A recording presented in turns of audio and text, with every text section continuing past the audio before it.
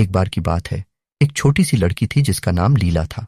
वह एक गांव में अपने माता पिता के साथ रहती थी। लीला एक बहुत ही दयालु लड़की थी। वह हमेशा दूसरों की मदद करने के लिए तैयार रहती थी। एक दिन लीला अपने माता पिता के साथ जंगल में घूमने गई। अचानक एक बड़ा भेड़िया उनके सामने आ गया।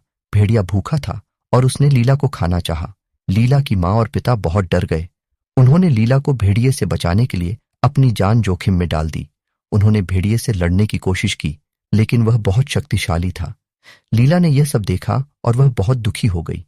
उसने सोचा कि वह क्या कर सकती है।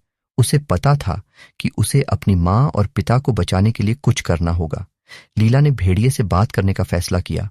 उसने भेड़िए से कहा, मैं तुमसे नहीं डरती, मैं तुम्हें अपनी माँ और पिता को नहीं दूंगी। भेड़िया लीला की हिम्मत से बहुत प्रभावित हुआ। उसने लीला से कहा, तुम बहुत दयालु लड़की हो, मैं तुम्हें और तुम्हारे परिवार को नहीं मारूंगा। भेड़िया जंगल से चला गया और लीला की माँ और पिता को छोड़ दिया। लीला बहुत खुश थी कि उसने अपने परिवार को बचा लिया। वह जानती थी कि वह हमेशा दूसरों की मदद करने के लिए अपने साहस और दया का उपयोग करेगी। शिक्षा। साहस और दया का उपयोग करके हम किसी भी चुनौती का सामना कर सकते हैं।